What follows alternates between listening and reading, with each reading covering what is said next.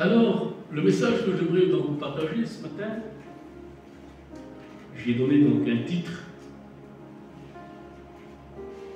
Il s'intitule « Demeurer dans la doctrine du Christ ». Ce qui veut dire « Demeurons dans la doctrine du Christ ».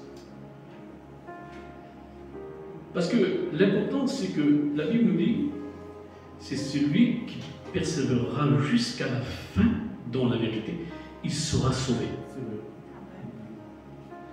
Alors c'est tellement important de persévérer dans la doctrine du Christ. Vous savez, on vit des temps d'apostasie. Ah, vous allez me dire, mais ce Dieu là, qu'est-ce qu'il parle de l'apostasie? Il parle beaucoup d'apostasie, ce Dieu. De quoi vous voulez parler? De quoi vous voulez prêcher d'autre chose que l'apostasie? On est dans la grande apostasie. La séduction est là. En vérité, la séduction est là. Et cette séduction, l'apostasie, c'est la séduction, elle gâte les églises.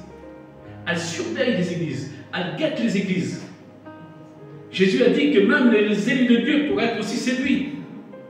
Donc c'est important. Si Jésus l'a dit, c'est que ça pourrait arriver. Hein? Alors, l'apostasie ne concerne pas celui de dehors. L'apostasie ne concerne pas le monde, parce que le monde est déjà séduit. Mais l'apostasie, elle guette l'Église de Jésus-Christ, par laquelle elle veut séduire. Et l'apostasie, laissez-moi vous dire que c'est une guerre. C'est le diable qui fait la guerre à la vérité. Alors, il faut s'armer. Il faut s'armer. Mais surtout lorsque on s'arme avec l'armure spirituelle, de toutes les armes de Dieu, il ne faut pas oublier la ceinture de vérité. Hein. Parce que l'apostasie, c'est l'erreur, c'est le mensonge. Donc il nous faut cintrer totalement cette ceinture de vérité. Parce que, laissez-moi vous dire, lorsque nous avons l'esprit de vérité triomphera toujours sur le mensonge et triomphera toujours sur l'erreur. Amen, amen. Amen. Alors, mais laissez-moi vous dire que les fausses doctrines, c'est quelque chose de très important. La Bible nous en parle. La parole de Dieu nous en parle. Vous savez, demeurer dans des fausses doctrines, c'est comme faire l'adultère. C'est un grand péché. C'est un grand péché de demeurer dans les fausses doctrines. Et je peux vous le dire, c'est un grand péché. Alors, nous savons si c'est un chrétien pratique le péché, il n'est plus sauvé. Un chrétien qui pratique le péché, il n'est plus sauvé. Mais celui qui demeure dans les fausses doctrines, c'est fini, il perd son salut. Parce que la Bible dit que les fausses doctrines, ceux qui participent à des fausses doctrines, laissez-moi vous dire, la Bible dit qu'il met son âme en danger, en péril. C'est tellement important, Seigneur. Et là, nous allons voir ensemble que c'est tellement important, parce que c'est écrit. La parole de Dieu nous l'enseigne. C'est tellement important, Seigneur. Regardez, il est écrit dans 2 Jean, au chapitre 1, verset 6. Parce que vous savez, lorsqu'on parle de l'amour, toujours, il faut, écoutez-moi bien, l'amour sans la justice de Dieu, ce n'est pas l'amour de Dieu. Notez bien ça, mes frères et sœurs. C'est vrai. Gloire à Dieu. L'amour sans la justice de Dieu, ce n'est pas l'amour de Dieu. C'est vrai. Alors il faut toujours mettre la justice de Dieu avec l'amour. Hein? C'est important. Voilà.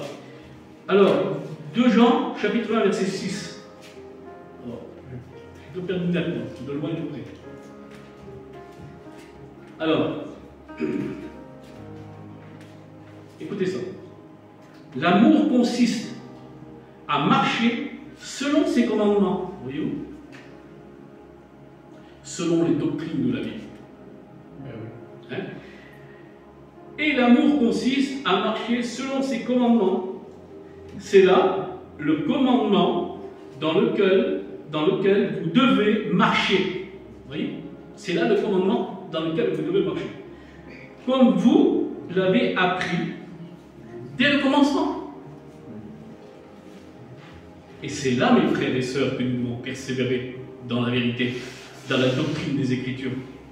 C'est tellement important parce que on nous apprend au départ, lorsqu'on se convertit au Seigneur, eh bien, l'importance que, et ça, je crois que c'est le devoir de tout serviteur de Dieu, de tout pasteur dans les églises, d'enseigner, eh bien, aux chrétiens qui viennent se convertir, d'enseigner la véritable doctrine de la Bible et d'enseigner aussi le faux, de faire très attention et de mettre en garde l'Église.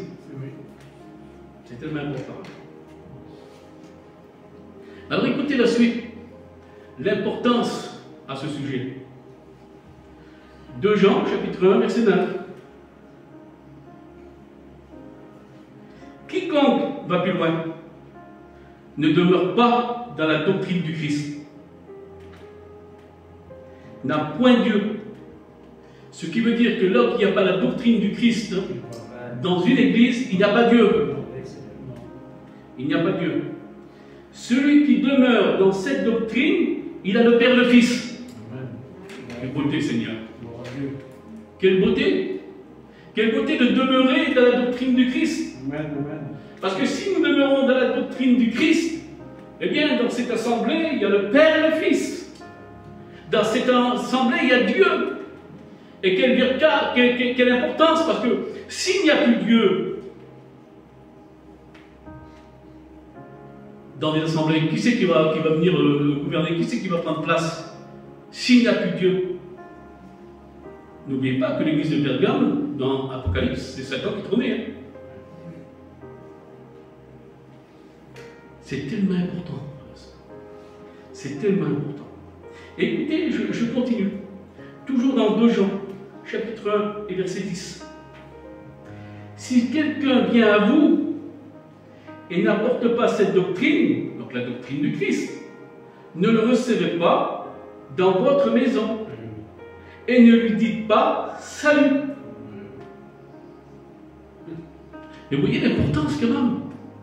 Mais l'importance, c'est important, non? Et toujours dans 2 Jean, chapitre 1, verset 11, il dira ceci: car celui qui lui dit salut participe à ses mauvaises œuvres.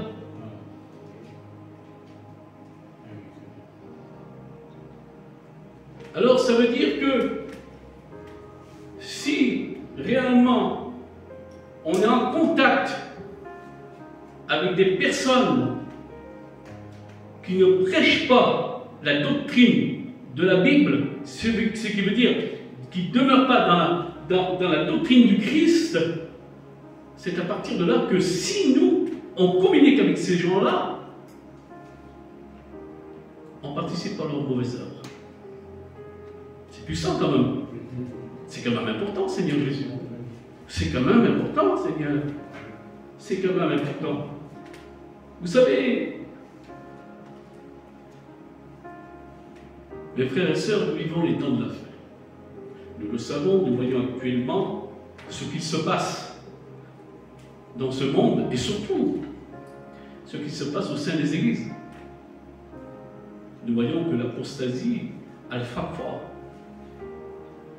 Parce qu'il y a beaucoup d'églises apostats, malheureusement.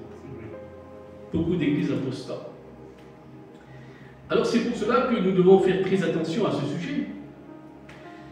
Vous savez, je vais vous dire une chose qui est très importante. Le diable, il se déguise en ange de lumière. Il se déguise. Il n'est plus l'ange de lumière. Il est l'ange des ténèbres. Mais il se déguise. Comment il se déguise? La comédie. C'est le plus grand comédien, c'est le diable. Vous ne pouvez pas trouver un plus grand comédien comme ça. Vous savez, lorsque Jésus dira aux pharisiens de l'époque, vous avez pour père le diable, Jésus vous a dit cela, hein, c'est marqué, c'est écrit. Mais il va les traiter d'hypocrites. Et qu'est-ce qui veut dire le mot hypocrite? Comédien. Jouer un rôle. Et le diable, je peux vous dire une chose, que c'est un spécialiste. Il est capable, en vérité, de vous faire une pièce de cinéma en 5-5. Je peux vous dire. Et puis, dans cette pièce de cinéma-là, maman l'a tromperie. Et c'est ce qui fait aujourd'hui dans beaucoup d'églises. Il y a tellement de comédie. C'est un désordre total. La Bible dit que nous avons un Dieu d'ordre, non pas un Dieu de désordre. Quand Jésus est rentré dans le temple à Jérusalem, il a vu le désordre. Il a vu le désordre. On lit le passage ensemble.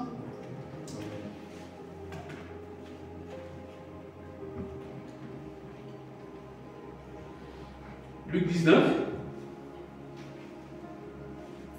verset 45 à 47. Écoutez ça. Il entra dans le temple et il se mit à chasser ceux qui vendaient. Il leur disa, il est écrit, ma maison sera une maison de prière. Mais vous en avez fait une caverne de voleurs. Alors, ce qui est important, c'est la suite. Écoutez ça. Il enseignait tous les jours dans le temple. Et les principaux sacrificateurs, les scribes, les principaux du peuple, cherchant à le faire périr. Et là, moi j'ai marqué quelque chose de très important. Parce que là, Jésus va dénoncer le péché. Ah oui, là, il dénonce le péché. Hein. Là, il dénonce toutes les œuvres du diable. Et là, il y en a un qui n'est pas content. Hein, lorsque ces œuvres sont dénoncées, c'est le diable. Il n'aime pas ça. Parce que lui, il veut se camoufler. Vous comprenez? C'est un camoufleur, il veut se camoufler. Hein. C'est pour cela que l'important, c'est jamais laisser le diable faire son nid dans une assemblée. En vérité. Jamais. Pour ça, c'est important de dénoncer ces œuvres. Et là, Jésus va dénoncer les œuvres du diable. Et là, il va dénoncer le péché. Et puis là, le Seigneur, nous voyons comment il se met en colère. Oui, mais là, c'est une bonne colère. C'est une colère contre le péché. C'est une colère contre le péché. Et là, le Seigneur il va détruire. Il se crée un fouet. Et là, il va tout détruire. Parce que le Seigneur, c'est un Dieu d'ordre. Ce n'est pas un Dieu de désordre. Le Seigneur ne veut pas des assemblées, il ne veut pas des églises dans le désordre, il veut ces assemblées, il veut ces églises qui marchent dans l'ordre. Amen. C'est tellement important, Seigneur. C'est tellement important. Et par la suite, alors les scribes, les sacrificateurs, et ensuite, lorsqu'il a dénoncé les œuvres du diable, lorsqu'il a dénoncé le péché, alors c'est ainsi qu'il voulait le faire périr.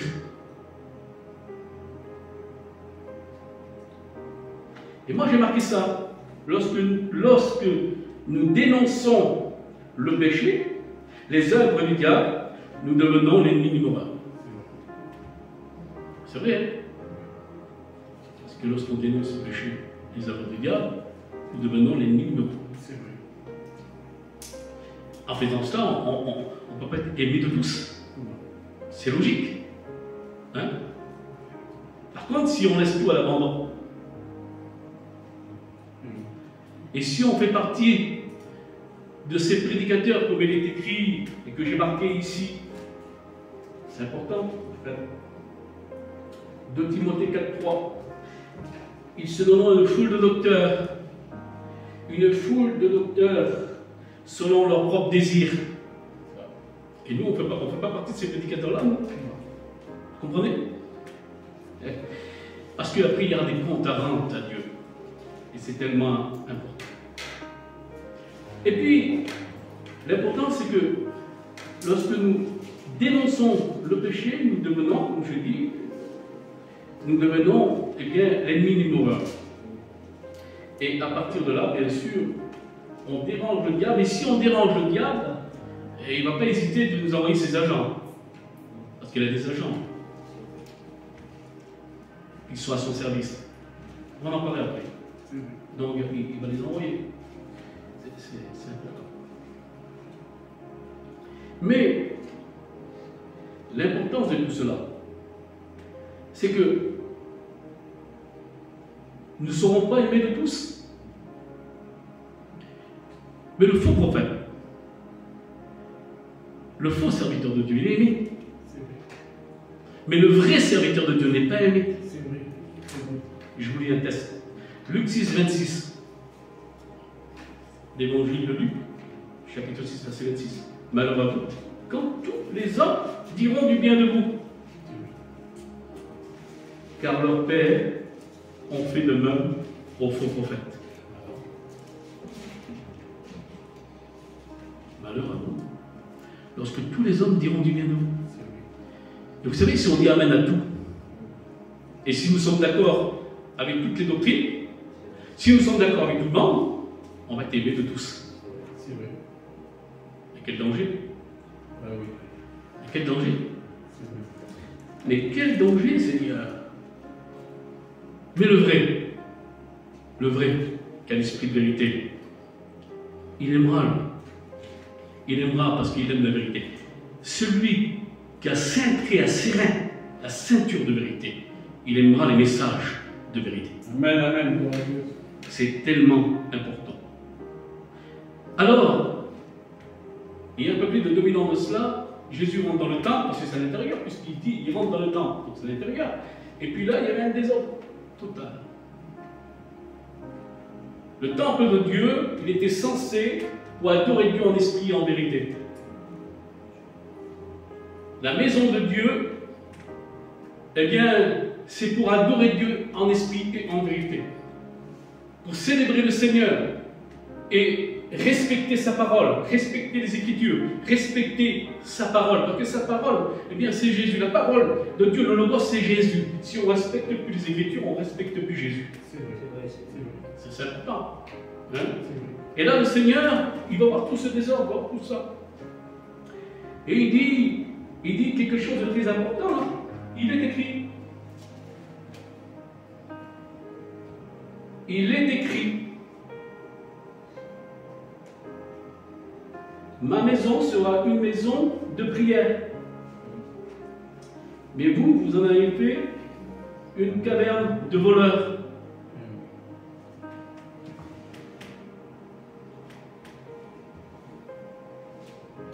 Et l'importance aujourd'hui, qu'est-ce qu'on peut rien dire de tous ces églises apostats? Parce qu'il y a beaucoup d'églises apostats. Qu'est-ce qu'ils en ont fait de la maison de Dieu? À savoir, qu'est-ce qu'ils en ont fait? D'autres ont fait de la maison de Dieu du commerce, comme il est écrit, parce que c'est la vérité. C'est la vérité. Il y a beaucoup de dénominations qui ont fait de la maison de Dieu du commerce. Et j'ai bien aimé ce qu'il a dit Johan mercredi dans son message. De vendre des Bibles, vendre la parole de Dieu. C'est quelque chose, je le dis devant Dieu, aux yeux de Dieu, c'est quelque chose d'horrible. Ce qui veut dire, on vend le Christ alors. C'est la parole de Dieu. Jésus dit, vous avez reçu gratuitement, donnez gratuitement. Mais ce qu'il y a, c'est qu'il y a des dénominations qui ont fait de la maison de Dieu du commerce. D'autres ont fait de la maison de Dieu des boîtes de nuit. C'est-à-dire une évangile moderne adapté avec le monde. Ça veut dire le monde dans l'église. Jeu de lumière, la sono à fond, et puis en plus de ça, c'est la fumée qui est dedans. Tout concorde. Avec la fumée. Alors, j'ai connu le boîte de nuit. J'ai connu le boîte de nuit. Je sais ce que c'est une boîte de nuit. Parce qu'à l'époque, quand j'étais dans le monde, je sortais beaucoup. Je ne vois pas beaucoup de différence. Je ne vois pas beaucoup de différence. Mais ce n'est pas étonnant, hein, mes frères et sœurs. Ne soyons pas troublés de voir tout cela. Parce que c'est une prophétie qui doit s'accomplir, la grande apostasie. Commençons à lever la tête au ciel, parce que notre délivrance est proche. Amen, amen. Le Seigneur revient. Et quelle importance que le Seigneur revient. Parce que l'église primitive, la véritable église du Christ, l'épouse du Christ, attend son époux. Mais elle se garde saint. Vous comprenez l'importance? Elle se garde saint. Aujourd'hui, qu'est-ce qu'on pourrait en dire? Aujourd'hui, c'est le veau d'or moderne. Il y a eu le veau d'or au temps de Moïse, il y a le veau d'or aussi moderne. Il y a cet évangile moderne. Ce n'est pas qu'il y a un évangile moderne, mais ils ont fait un évangile moderne. C'est ça l'importance. Ils ont fait un évangile moderne. Au temps de Moïse, il faut savoir une chose, c'est que,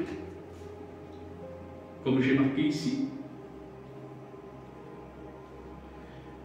c'est qu'au temps de Moïse, le peuple, lorsque Moïse est monté sur la montagne,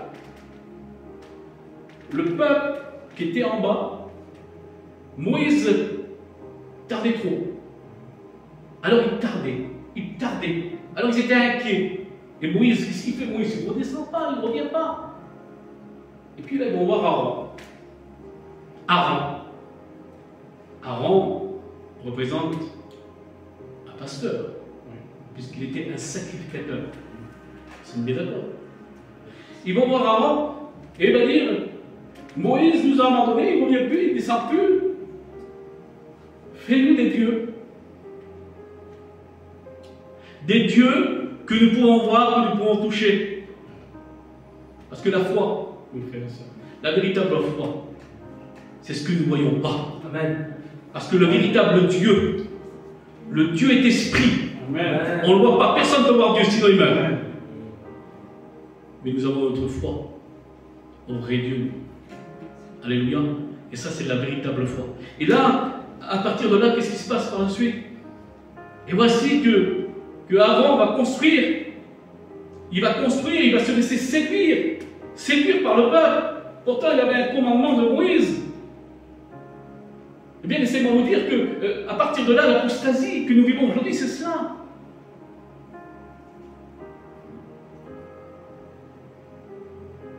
Des prédicateurs qui se laissent séduire.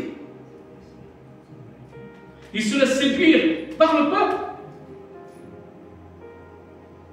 Et c'est très grave. Seigneur, c'est grave. Parce qu'à partir de là, regardez, Aaron s'est laissé séduire par le peuple. Et ça, c'est une figure d'apostasie. Et il a construit le veau d'or. Il a construit le veau d'or. Et puis là, en réalité, qu'est-ce qui s'est passé? Lorsque ce veau d'or a été construit, il y avait de tout dans ce veau d'or. L'adultère, l'idolâtrie, les fausses doctrines, tout était là-dedans. Et puis en même temps, le peuple avait besoin de se distraire. C'est ce que nous voyons aujourd'hui dans beaucoup d'églises. Vous savez, lorsqu'on voit que des églises où ça danse, on voit des églises que le monde est là-dedans, totalement, c'est parce qu'il leur manque le monde. Le monde leur manque. Alors il se prend l'évangile moderne, parce que l'évangile de la Bible, l'ancien évangile de la Bible, qui ne date pas d'aujourd'hui, la véritable évangile de la Bible, ce n'est pas pareil. Parce que, vous savez, la parole de Dieu, elle est sévère. Dieu est sévère. Dieu est sévère. Et ça, c'est important. Et aujourd'hui, il leur faut de la distraction. Je pourrais dire, la grande apostasie, c'est le veau d'or moderne. On a le temps de faire des copains, là. Tant pis. Alléluia. Hein? C'est important, Seigneur Jésus. C'est important.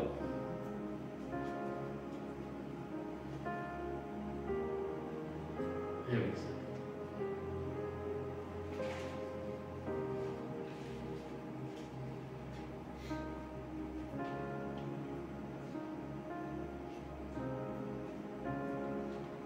Assez important. Alors, 1 Pierre 4, 17. Car c'est le moment où le jugement va commencer par la maison de Dieu. Or, si c'est par nous qu'il commence, quelle sera la fin de ceux qui n'obéissent pas à l'évangile de Dieu? Qu'est-ce que sera la fin de celui qui n'obéissent pas à l'évangile de Dieu? Et quelle importance, c'est bien. Quelle importance? Parce que, je vais vous dire une chose, lorsqu'on voit cet évangile moderne qui a été mis en place, ce n'est pas obéir à l'évangile, ça. Ce n'est pas obéir à l'évangile. En vérité, ce n'est pas obéir à l'évangile. Et à combien qu'il est important.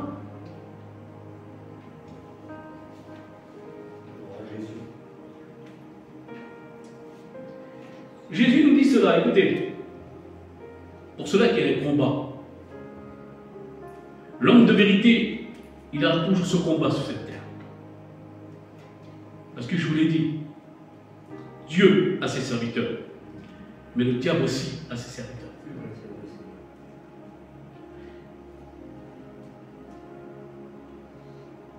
Matthieu 24, 11, 12 et 13.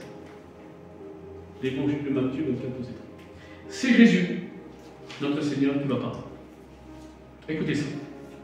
Plusieurs faux prophètes s'élèveront, ils séduiront beaucoup de gens. Ah, Jésus qui le dit quand même. Ils séduiront beaucoup de gens. Parce que l'iniquité sera accrue, la charité du plus grand nombre se refroidira. Mais celui qui persévérera jusqu'à la fin sera sauvé.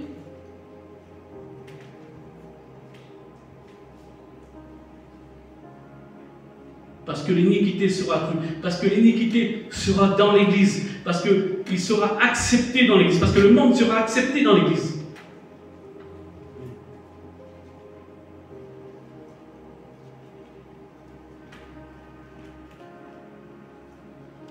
Je vais vous dire une chose, frères et sœurs. J'ai marqué ceci, l'identité des faux prophètes. Apocalypse 13, 11. Puis je vis monter de la terre une autre bête qui avait deux cornes semblables et celle d'un agneau qui parlait comme un dragon. Cette bête était semblable à un agneau, mais son défaut, c'est qu'elle parlait comme un dragon. Voyez? Toujours l'apparence de l'agneau. C'est pour cela, lorsque le diable arrive pour détruire une église, il ne va pas arriver comme le dragon au départ. Jamais de la vie. Il va arriver avec douceur. Ah oui, il va arriver avec douceur. Vous savez, si nous donnons accès à une petite chose, pas grand chose, une petite chose, on donne accès à une petite chose. Ah, c'est pas grave quand même, on n'est pas des fanatiques. Bon, deuxième chose.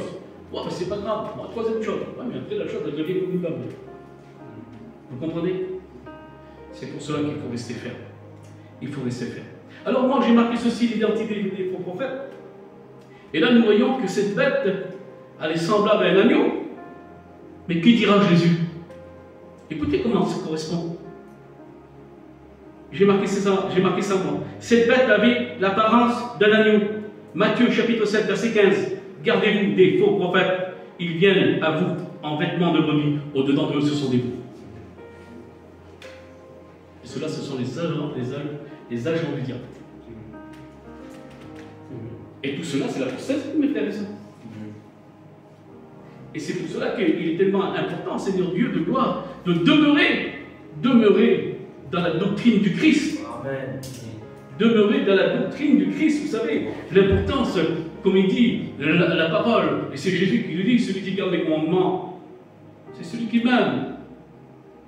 Si on aime Jésus, on garde ses commandements, on garde sa doctrine, gloire à Dieu. On respecte la parole de Dieu, on la respecte. C'est tellement important, Seigneur Jésus. C'est tellement important. Vous savez, C'est pas qu'on est des supermans de l'évangile, ça n'existe pas. Dans l'évangile, il n'y a pas de héros. Non, non, non, vous n'avez pas de héros. Mais par contre, vous aurez une conscience. Une conscience. Et la conscience que nous avons, c'est que réellement, nous ne voulons pas décevoir notre Dieu. Parce que ça, c'est le décevoir. Alors, un prédicateur qui reste ferme, c'est important, hein? Qui reste ferme dans la doctrine, c'est important. Ça, c'est comme un chrétien. Un chrétien doit rester ferme dans la doctrine. C'est important. Et puis, en réalité, si réellement, comme il est dit ici, celui qui n'a pas la doctrine du Christ, il n'a pas Dieu. Ça veut dire que là, dans des assemblées où c'est que réellement la doctrine du Christ n'est pas là, lorsqu'il y a le désordre, c'est pas la peine d'y aller, c'est pas la peine de franchir ces assemblées-là, parce que Dieu n'y est pas. Dieu n'y est pas. C'est tellement important, Seigneur Jésus. C'est tellement important. Vous savez, aujourd'hui, si nous voulons 200, 300 membres dans l'Église, ben disons Amen à tout. On dit Amen à tout, eh bien là, ça dépend. Mais le Seigneur cherche la qualité. Il veut la qualité, il veut de vrais adorateurs, en esprit, en vérité. Il veut des véritables chrétiens qui demeurent dans sa parole, qui l'aiment. Amen. Gloire au Seigneur. Parce que laissez-moi vous dire que je reviens au Veau d'Or. C'est l'image de l'apostasie, tous ceux qui sont voutrés avec ce Veau d'Or. C'est l'image de l'apostasie. Ils sont dit, Moïse ne redescend plus. Moïse, c'est l'image de Jésus. Jésus est remonté au ciel. Il y a un peu plus de 2000 ans de cela. Il est ressuscité, il s'est montré à plus de 500 personnes. Et puis après, il est montré paix du Père. Et il a dit, je reviendrai et je viendrai vous chercher. Et ça, ce n'est pas la parole d'un homme, c'est la parole de Dieu. Amen. Il reviendra un jour. Et là, nous voyons ce peuple-là, qu'ils étaient séduits, Osman, séduits par la séduction de l'apostasie. Ils n'attendaient plus Moïse. Et aujourd'hui, c'est ce qui se passe. Lorsque vous voyez tout le désordre dans les églises, c'est qu'ils n'attendent plus le Christ. C'est fini. Ils ne l'attendent plus. Parce que pour eux, ça c'est un mythe. Et ce n'est pas un mythe. Non, non, non. Jésus revient. Amen. Gloire à Dieu. Il revient. Il va venir chercher l'église primitive, amen, son épouse, qui sera gardée dans la sainteté, dans la droiture. Amen, amen, amen. Et ça, c'est important. Et nous voyons que Caleb et Josué, ils ne sont pas voutrés avec le Veau d'Or, parce qu'ils étaient au pied de la montagne, ils savaient que Moïse allait redescendre avec les tables de la loi. Amen. Gloire à Dieu. Ça, c'est la petite église primitive. Amen. Qui partira à la rencontre du Christ. Amen. Gloire à Dieu. Que le nom du Seigneur nous soit béni. Je sens l'Esprit de Dieu. En vérité. Je sens l'Esprit de Dieu. Vous savez, laissez-moi vous dire, le Seigneur, il est venu dans le monde pour sauver le monde. Il dit, je ne suis pas venu pour le juger, mais lorsqu'il reviendra, il jugera le monde. Amen. Amen. Avec sa justice. Amen. Et on ne pourra pas se mettre contre Dieu. Parce que sa justice, elle est véritable, elle est vraie. Son jugement sera véritable. Amen. Et lorsqu'il va venir juger le monde, il jugera bien. Gloire à Dieu. Il jugera bien. Gloire à Dieu. Parce que notre Dieu, ce n'est pas le Dieu du désordre. C'est qu'il a horreur. Il a horreur du péché. Il a horreur du péché. Il a horreur du péché. Il a horreur du désordre. Et quelle importance, Seigneur Jésus. Alors, Jésus, c'est notre exemple. Je veux ressembler à Jésus. Je veux m'y forcer à ressembler à Jésus. Et puis, une parole qu'il ne faut jamais dire, que j'ai écoutée par beaucoup de chrétiens, par beaucoup de prédicateurs. Nous n'avons pas des aides à nous. Nous ne sommes pas des anges. Nous n'avons pas des aides à nous. Nous ne sommes pas des anges. Oui, mais nous sommes reconnus l'Église qui est sainte. Amen. Gloire à Dieu. Amen. L'épouse du Christ, il ne doit pas se salir. Amen. Il y a une Église prostituée. L'Église prostituée, c'est l'Église apostate. C'est vrai. C'est vrai. Mais nous, on ne fait pas d'adultère spirituel. Parce que l'adultère spirituel, c'est tromper notre Seigneur. C'est vrai. Ah, nous sommes l'épouse de Jésus-Christ. Et nous voulons marcher avec notre Seigneur et être prêts à partir à la rencontre du Christ dans les airs. Amen. Vous savez, je suis venu au Seigneur, moi, à travers un songe. Dieu m'a montré dans les mondes d'église. Et lorsque je me suis repenti dans ce rêve, parce que tout le monde partait, il y a plein de chrétiens qui partaient, sauf moi, bien sûr. À cette époque-là, j'étais un bagarreur, j'étais un homme violent. À cette époque-là, j'étais incrusté dans le monde, je faisais des choses qui n'étaient pas de la gloire de Dieu. Je ne connaissais pas Jésus. J'avais écouté parler par contre. J'avais écouté parler de Jésus, mais je ne connaissais pas. Parce que écouter parler et le connaître, c'est une autre chose. Et là, moi, j'étais là, dans ce rêve. Et puis là, je me mettais à jouer par terre, je pleurais avec des vraies larmes de repentance. Par contre, dans ce rêve, j'ai pleuré fortement, amèrement sur mes péchés. Boum, je suis parti. À la rencontre du Christ dans les airs. J'ai vu des merveilles. Je dis, bon Dieu, j'ai vu des merveilles. Dieu m'a montré des merveilles. J'ai été bouleversé. Bouleversé. Seigneur, ça m'a tellement touché de voir tout cela. Mais quelle importance. Quelle importance. Je ne veux pas rater ce voyage. Gloire à Dieu. Ce voyage est important pour moi. Amen, amen. Il est important. Mais ça donne les derniers mots de la fin. Et je voudrais qu'on prie le Seigneur. Amen. Gloire à Dieu.